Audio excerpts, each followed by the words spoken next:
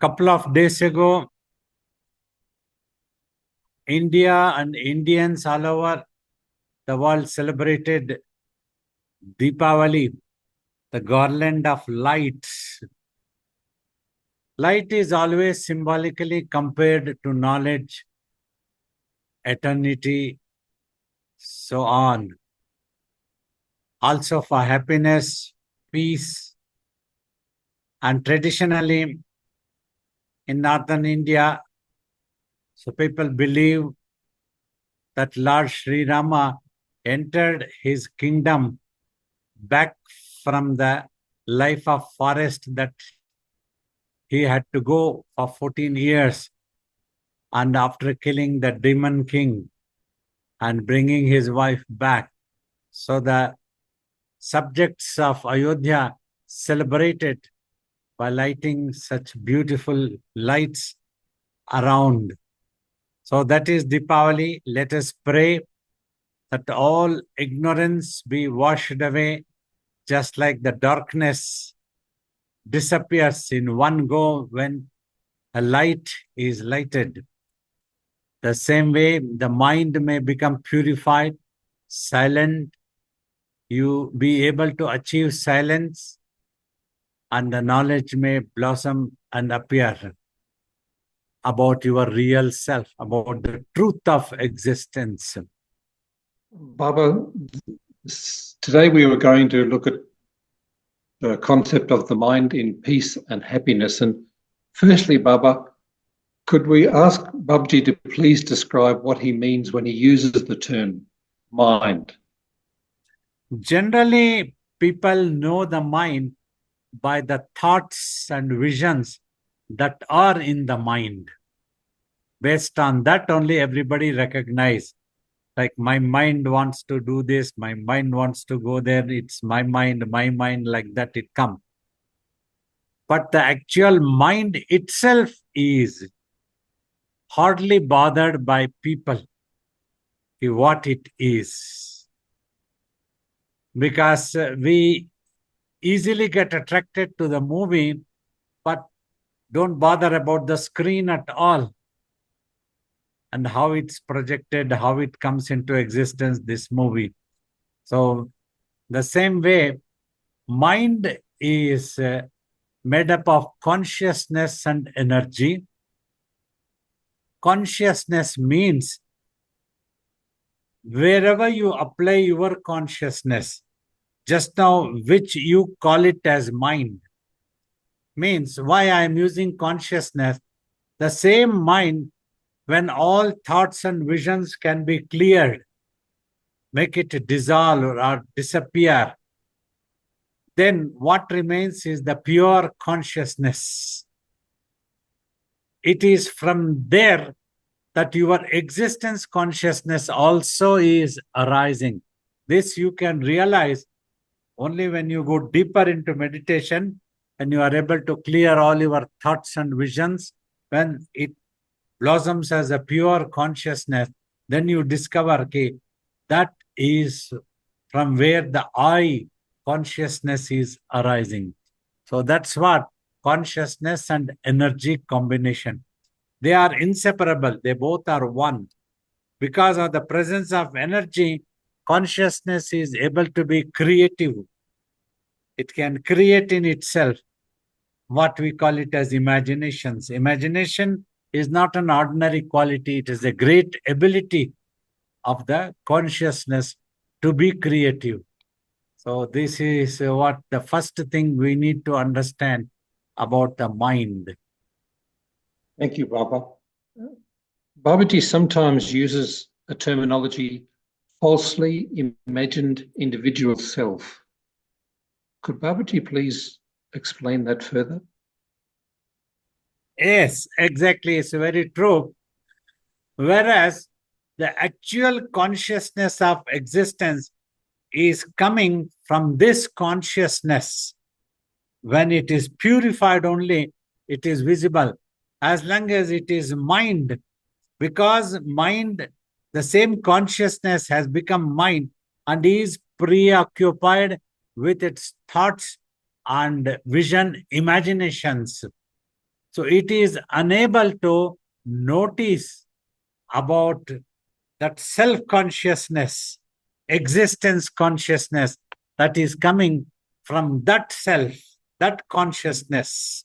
So that thus, instead of concentrating or becoming aware or trying to understand about what we are, we would have identified ourselves as something else, starting from the physical body as me, and so many other personalities that I have always explained in a simple way of the subtle bodies that we absorb. Like I am a man, I am a woman, I am an American, I am an Australian, I am an Indian, I am this caste, I am this status, I am a businessman, I am a royal person, I am an officer, I am an army commandant, like that. These are all sit as egos. This is what I always have tried to address as individual imagined self, means which does not really exist. And hitherto, we would have known ourselves as this body, and the names or status or definitions that we would have given to ourselves. So we would know ourselves in that form only, which is not true. We does not exist as the body. That's why I have always told in my teaching, you are much more beyond the birth and death of the physical body. You are that eternal entity called soul, the pure consciousness. That's what you need to realize. You simply try to limit. If you tell, I am only a businessman, I am only this country. So this self is beyond all limitations, it is boundless. That you will realize only in samadhi status. That's a different thing. But just for sake of understanding what I am trying to talk, that truth is realized, or you means you become aware. Like as an youngster of 10-year-old, I used to wonder, as scriptures talk that we are the soul, Atman. If at all I am that Atman, not this body, why is that I am not aware of it just now? And what is wrong? Is there something wrong within me or something wrong in this world that I am not aware of it?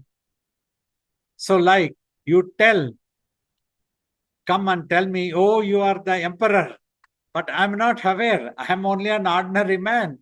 I don't know that I am an emperor. To which empire that I am emperor? Where is the empire first? Like that. So everybody is sucked and immersed in their own imaginations of every day, like millions of imaginations about the outside world, about the world inside us, in our mind, about ourselves. That we would be imagining so many things, millions and millions. So all this I have tried to call as individual imagined self, which never existed at all. This we realize that, oh, this I, which I have been thinking as this thing, is not actually this.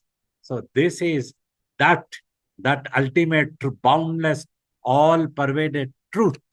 That's what one would realize and become aware, what is known as self-realization.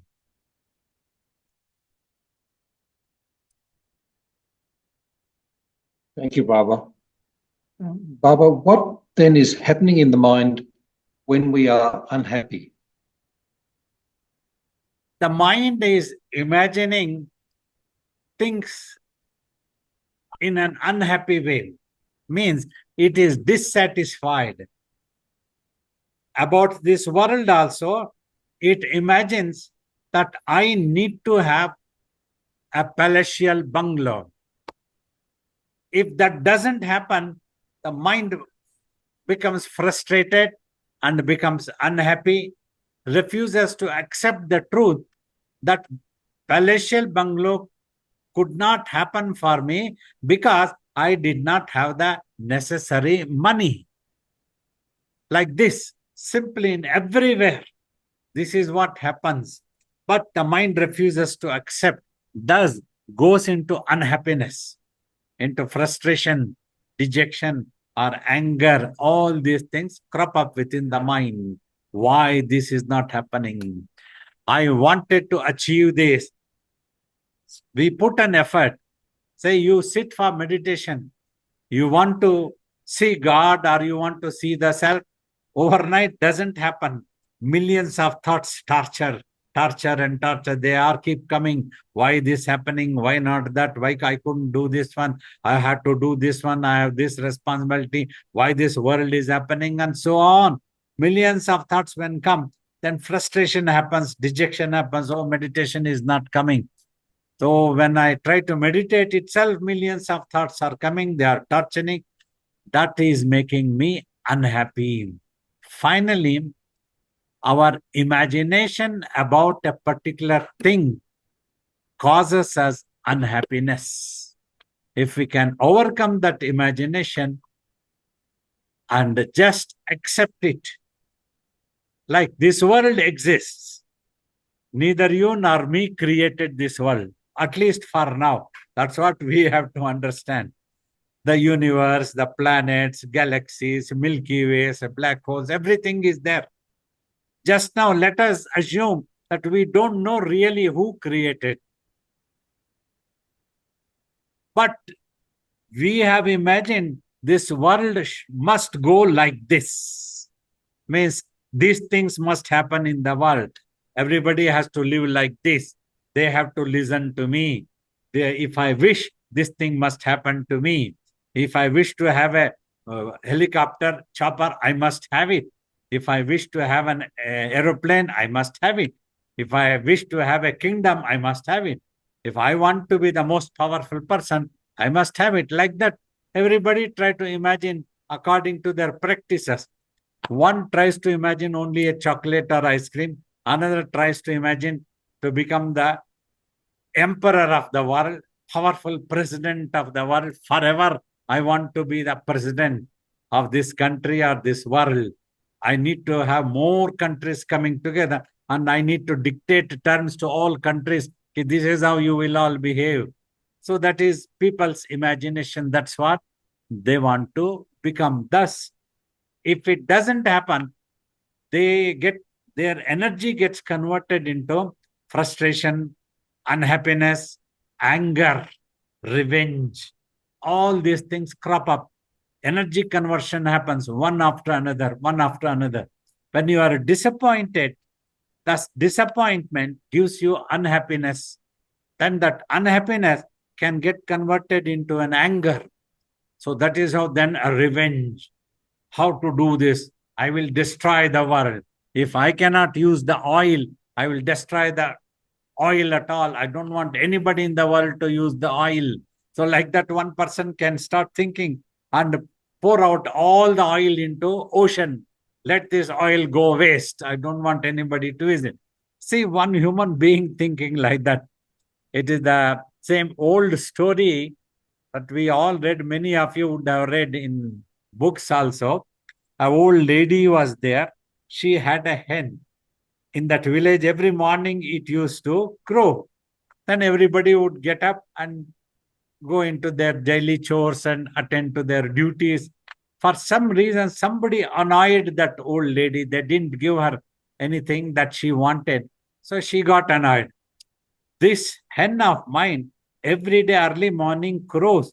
So that is how morning happens in this village.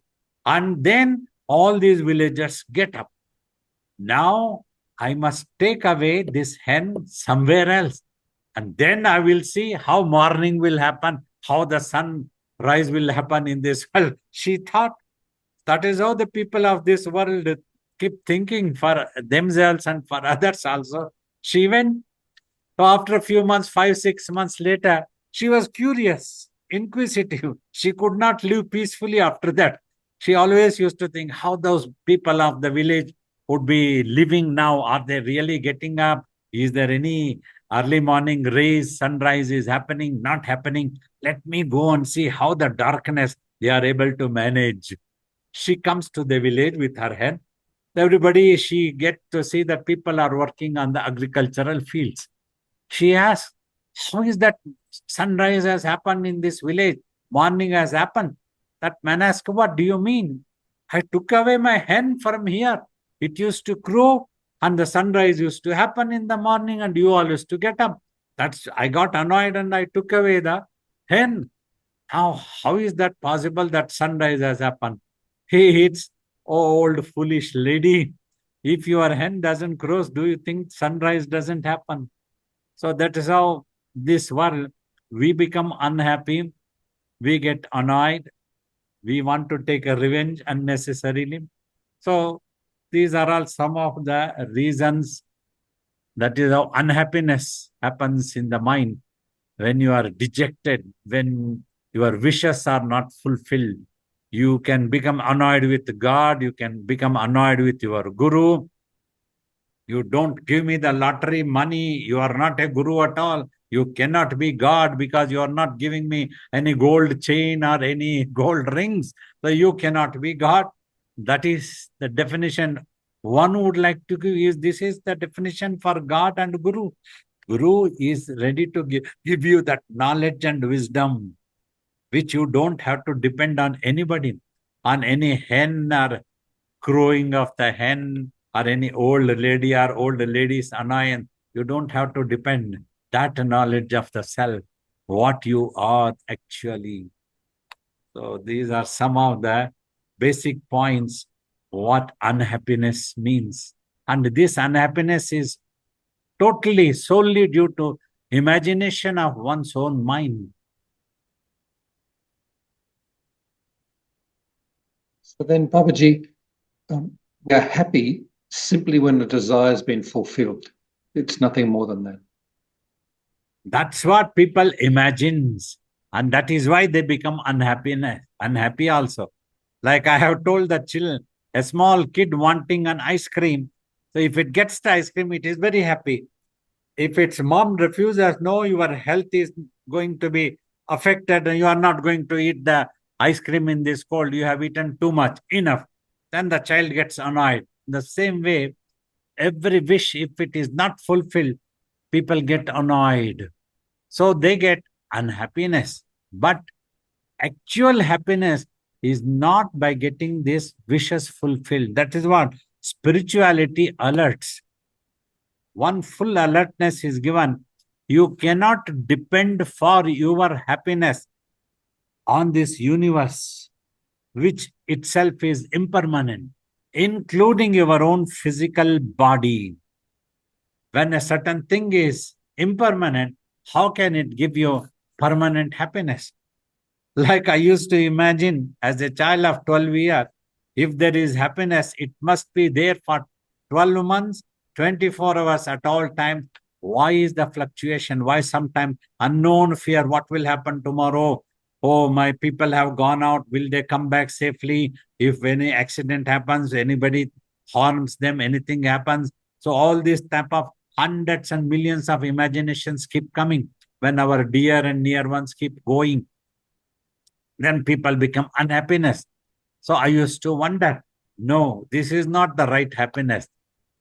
Slowly we realized eventually as we became more spiritual and attracted to the teachings of great self-realized masters like Adi Shankara, Ramakrishna, Ramana Maharishi, Shiva Balayogi Maharaj, finally, who became our guru, our father, our mother, everything he taught us.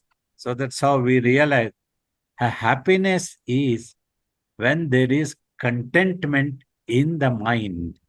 And the contentment is when there is no desire.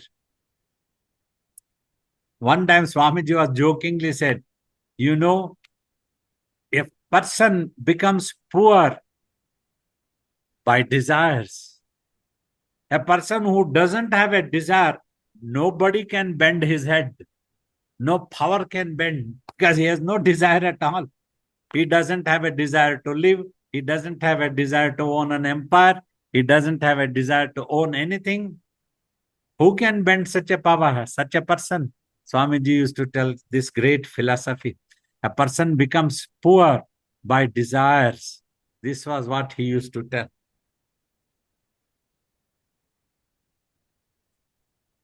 Thank you, Baba.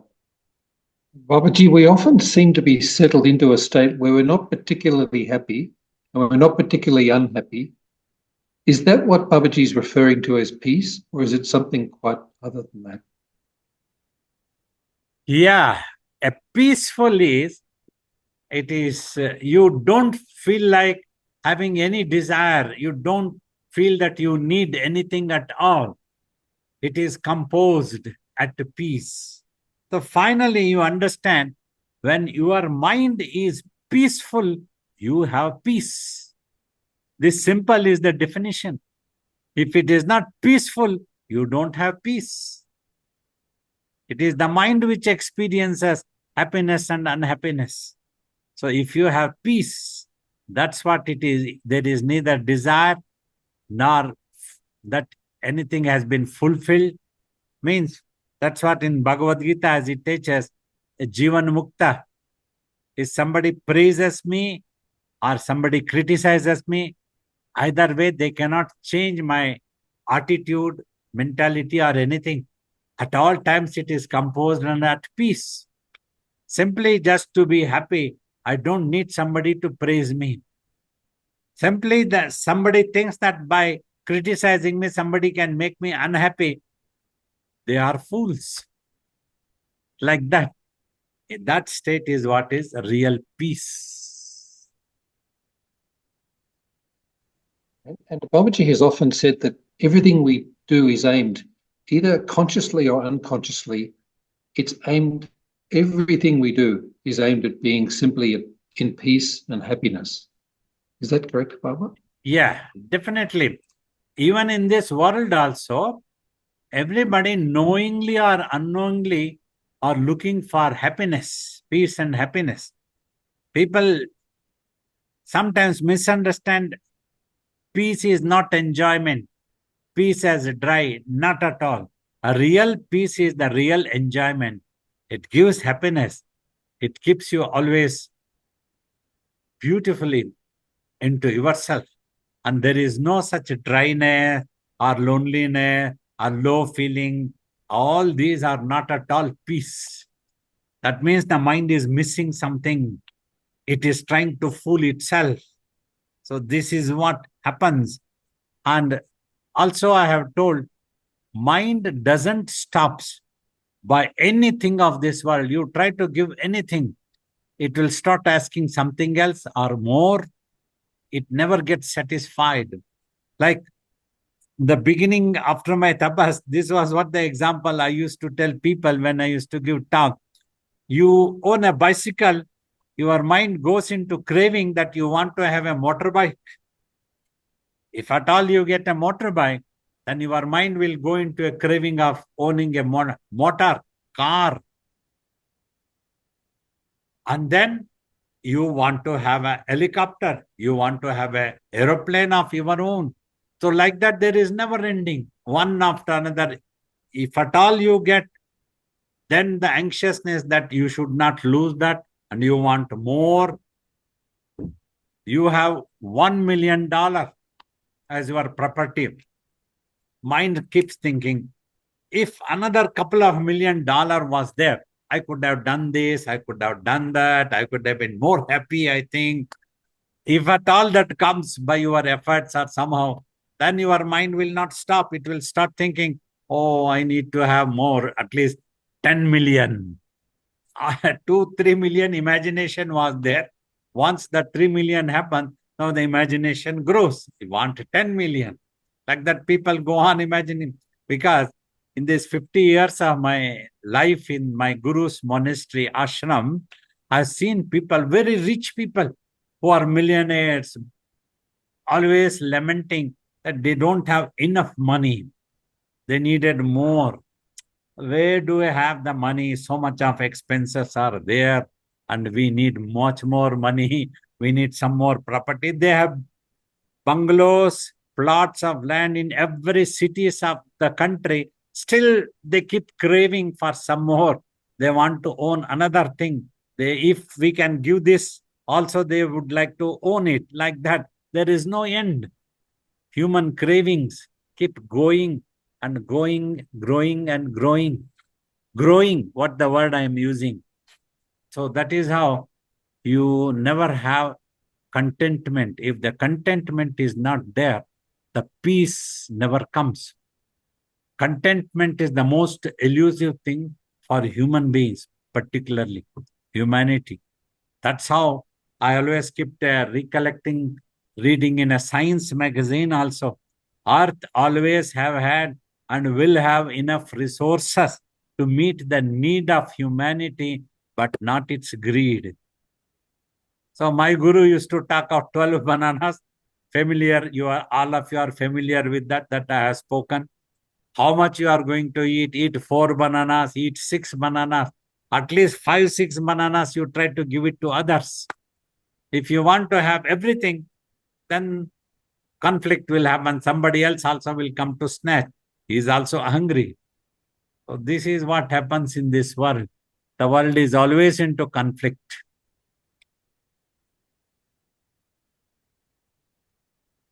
Thank you, Baba.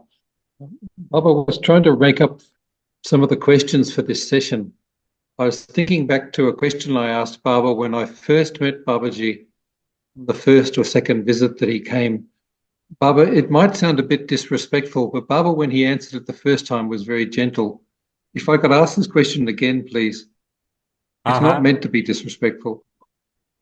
When I think of peace going on and on, it sounds a bit boring. Could Babaji speak about that a little bit more? He was just touching on it now. You see, peace itself is not boring. An imagination of the peace, when we try to imagine that peace comes without anything of the world, then that might appear a little bit boring. I have seen some people talking about the silent meditation also, very dry and boring. We need to give something else. Thus, often so many gurus fail to teach the actual truth, actual clue to go for self-realization. Now, listen to the answer. If it appears to be boring in the mind about the peace, it is an imagination and the mind is missing something else of the world, which it would have imagined as giving peace or happiness. That is why it is feeling boring. The peace itself is not actually boring. The imagination of the peace sometimes might appear as boring. If that person has imagined the happiness and peace, many times people misunderstand just to have peace is dry. We need to have happiness to enjoy. I want to tell them peace is what is happiness. Peace is the only thing which can give you permanent happiness. If you are permanently happy, you are able to enjoy. Enjoyment doesn't mean that you have to do a disco dance. That is people's imagination. So this boring also is actually imagination. There is really no boring. When actual peace descends, it can never be boring. You will never feel the loneliness. As long as there is wanting of something, then only you feel the loneliness and low feeling. All this happen. Sometimes I do fail to understand when somebody tells me that I have a low feeling. A little bit I get irritated. What nonsense? Why are you feeling low feeling? Because you are not keeping your mind quiet. That's why you are having this low feeling, I tell them. Simply when your mind is quiet, where is the chance to become boring? Oh, Babaji, there's just one last question I had before we asked other people to join and ask their questions. Baba, in the scriptures, when they're trying to provide some clues about what the self is, they sometimes use terms like Satchitanandam. Could Babaji please explain how that's related to his clues, which he gives, like peace and energy consciousness and beyond bliss and so forth? That Satchitanandam term. See, Sat means the truth. Chit is in consciousness. Anandam is the peace, supreme peace. See, that truth gives us happiness. permanently.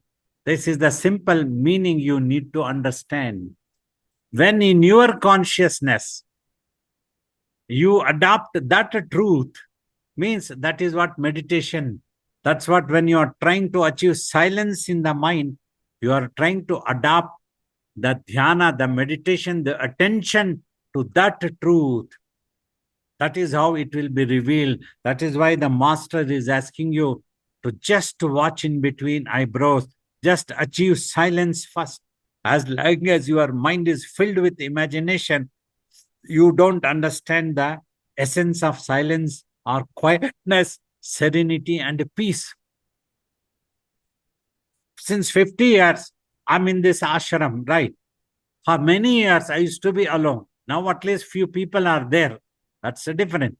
But I used to be happy always, wonderful and serene.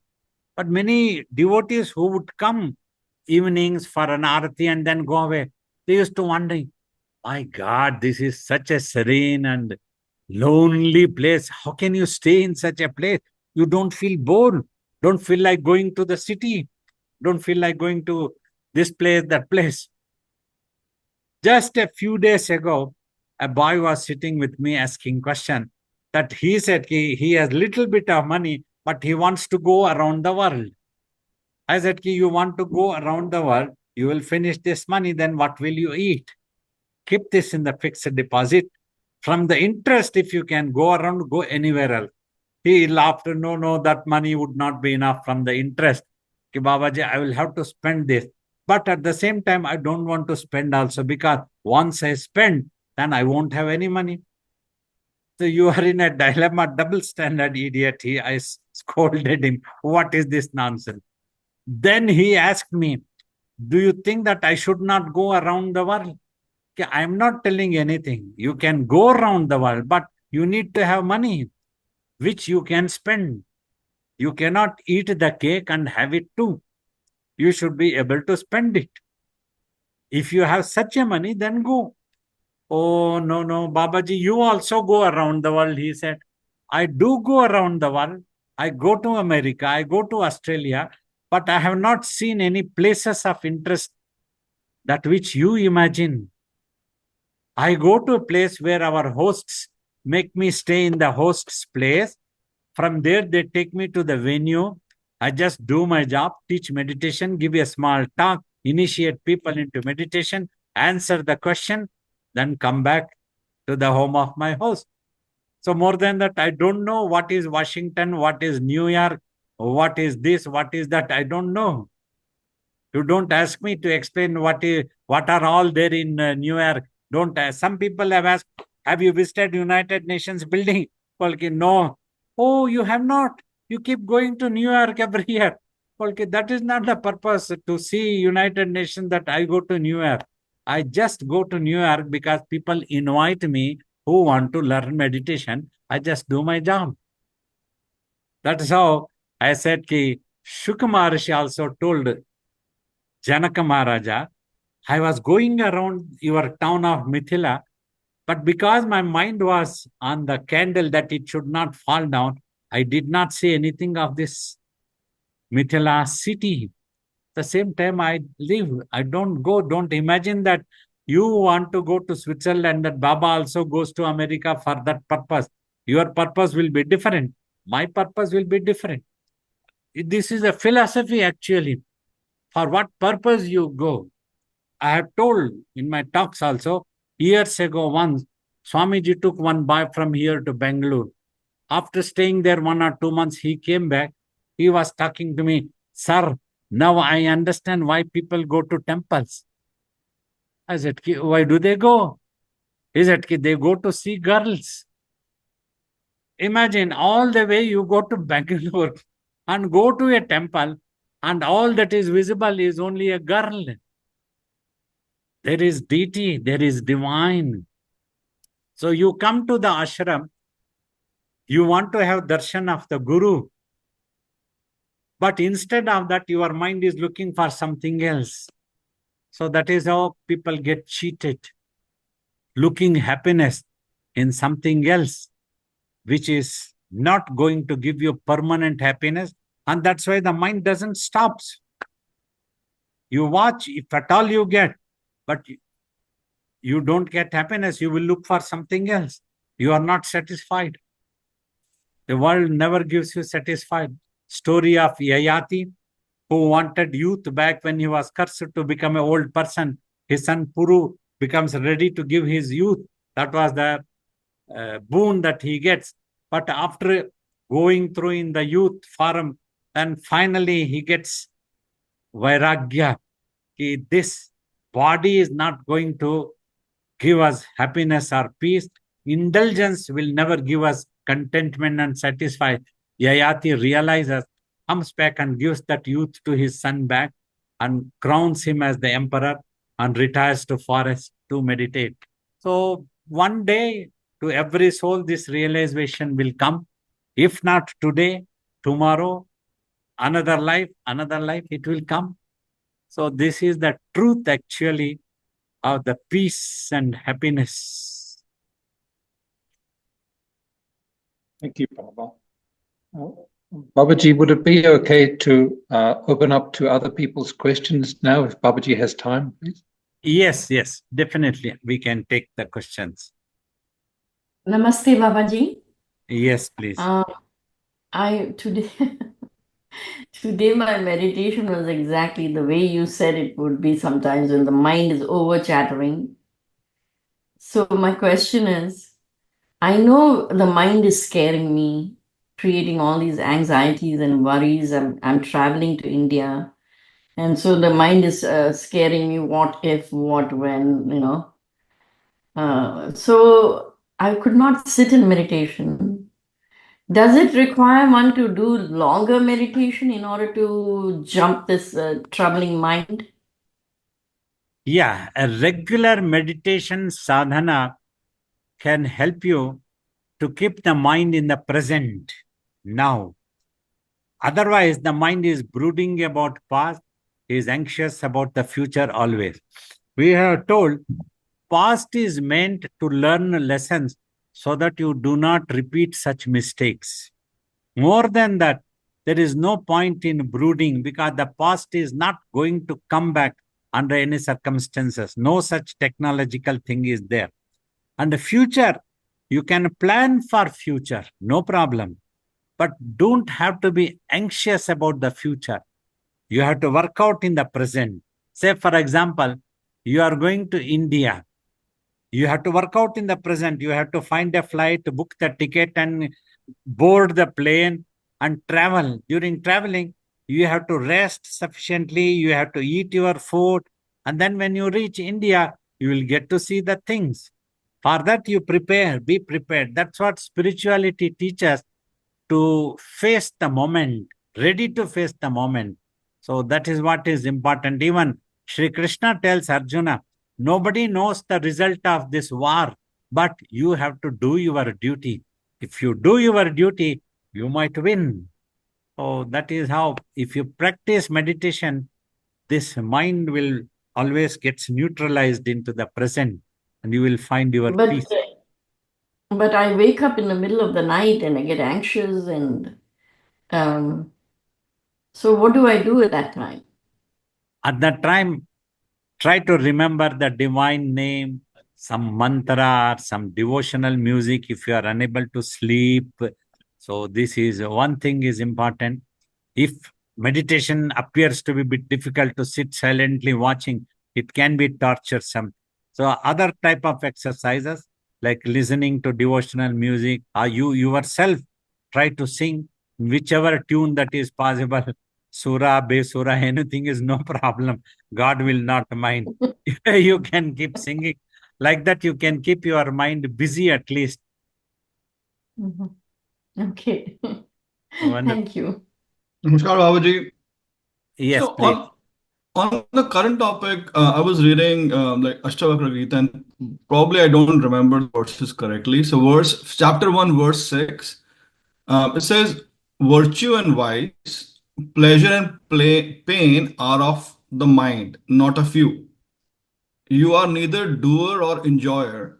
So I had like two questions on this, and one of the topics, thing which you were saying right now, that mind and you brought up soul. So first is like, first question is that if I'm neither the doer nor the enjoyer, then who's doing and who's enjoying, and then why am I doing this? And then the second thing you brought up soul. So how do I differentiate mind from the soul from this perspective? You see, mind when it imagines, so that is when you feel the pain, happiness or unhappiness. Like anything that's going on in the world, if you come to know about it, sometimes it might be painful, a conflict or some suffering. So if you do not come to know, you don't feel the pain at all. In the same way, just now, mind is totally sucked into the brain. It is the brain which reflects the pain or not pain, whatever happens in the body. So, because if the mind is in touch with the brain, then the pain is felt. So, that is what happens. Even for a yogi, also can feel the pain. But whether he is going to suffer or not is a different thing. Pain will be felt if you pinch, if you put a knife into body of the yogi, he will feel the pain, but he may not suffer it because he has no such imaginations. So this is what happens. It may be very difficult to understand in this stage. Only when you deeply meditate, practice, then when you attention goes to the real self, that is what consciousness of existence, then you realize the being that you don't touch anything, only through the body you touch, and in the mind you feel about it. But feeling about it itself can be so strongly effective. Such is the effect of the consciousness getting attached to someone. So when your beloved one is there, you are in no way physically attached to. However, if anything happens to the beloved one, you will feel the pain. That's because your mind is so much attached. So through this mind only all the pain, happiness, unhappiness happens. That's what Ashtavakra is trying to tell. But this is practically can be experienced only when you go closer to Samadhi at least, then you will be able to observe about yourself. Bless you. Namaskaram. Bless you. It is all about 3 or 4 years ago. I start listening to also Ashtavak Gita. Then I start meditating about Satchi Dhyana. As you said, watching body movement and the thought, sit silent, this thing. After a 7 or 8 months, I start having headache, like there only. And after some time, I lift this thing. Then before like 3 or 4 months, I start doing Nabi Kendra Dhyana. So, what is a good way to do? Should I continue our Nabi Kendra Dhyana or should I change? Anywhere you concentrate is no problem for a while if you are more used to. But this place is the teaching because this is closer to the brain. If the mind can come here 100%, then it lifts the body consciousness, which is generally known as Kundalini. They both become one mass and gets detached from the brain to go to Samadhi in advanced meditation stages. But if it's easier for you, Nabhi Kendra also is no problem. Only thing, do not rush or be hard. Do it in a gentle way. Then you won't feel the headache or any such things. Whether here or in the Nabhi Kendra is slightly might be better. To look at a lower level, you might feel slightly better about the headache. So you can carry on practice on the Nabhi Kendra. Simply the mind has to become concentrated, give up its thoughts and visions, becoming silent is what is necessary. Then only it will go towards its real self. Babaji, while we're trying to meditate, Babaji said not to recognize thoughts or visions. And as it's the mind's nature to immediately recognize a thought or vision, it's quite a challenge. that seems to be like a huge challenge to overcome, not to recognize. So I was just wondering what Babaji would suggest to do. How? One basic thing is a little willpower is needed. Practicing just watch. Like often in my talks, you are the best people who would have listened to me. If I ask you to watch the microphone, don't think what it is, to whom it belongs to. Just watch. Mind has a tendency, this happens to almost every human being. So you have to exercise some willpower. Just watch. We don't know what it is. Just be a witness. For this world also, we are used to make a recognition and make a judgment, and then we insist, make it an ego. Like I always give example of an apple. You see that one, either you hear from somebody or you yourself recognize it as apple, then that becomes your ego. Then if I come and tell ki this is not apple, this is actually God, then you will make fun of me because it is sitting in your mind. Every time this object comes in front of you, instantly it recognizes it as, oh, this is apple. So if you can resist, keep quiet, do not recognize it as either apple or God or anything else. Just watch. So like that, you have to practice. Oh, when thought comes, let it be. It's neither happiness nor unhappiness. It can be there. I am not going to bother about this. This is only a garbage that is going out. Like that, you have to think of one thought, then just try to watch. Think one thought, watch like that. It requires a bit practice. At other times also, when during our active life, if we can minimize thinking about unwanted issues unnecessarily, just means in a rough, rude word, just mind your business of living in this world, whatever that is maximum necessary. The dearest or the nearest, you have to eat a little bit food, live happily, be with your husband. More than that, avoid thinking whole day also. Try to keep yourself busy with some devotional music or some chant, something like that. And try to read few pages of one book like Ashtavakra Samhita. 2 to 3 books, not much. Like this, if you keep engaged, gradually your mind gets tuned into just watching. It will stop bothering about the world and just becomes a witness. Otherwise, general human beings happen. Every small things becomes a big issue and they get agitated. So we have to give up this. It's okay, no problem. It's okay. There is a little bit less salt in the food. No problem. It's not an issue. That type of thing. We all learned like that. Blessings. Yeah, Pranam Guruji. Yes, please. Yes. Guruji, my question is like when our consciousness or Atma, unless it is actually merges with our mind and body, we cannot experience this actually pain or pain or pleasure. So here actually who is actually experiencing mind or Atma? Mind is also Atma only. That is you. Because of your touch with the brain, you are experiencing. That is the simple thing. Simply in different stages, different terms have been used. When the same is imagining, you call it as mind. When it stops imagining, it is pure consciousness. When permanently it stops, then that is Atma. It is the same thing all the way. Okay, it means that when we feel pain or pleasure, it indirectly our actually consciousness is also feeling that one. Yes, it is feeling in imagination. Okay. Yeah, and another question, Babaji. Yeah, even though in our life we know that certain things are wrong, we are not supposed to do. But in actually one side, our actual consciousness is telling that it is not supposed to do. But because of the so much of mental pressure, we use it to do. So in that situation, how to control the mind?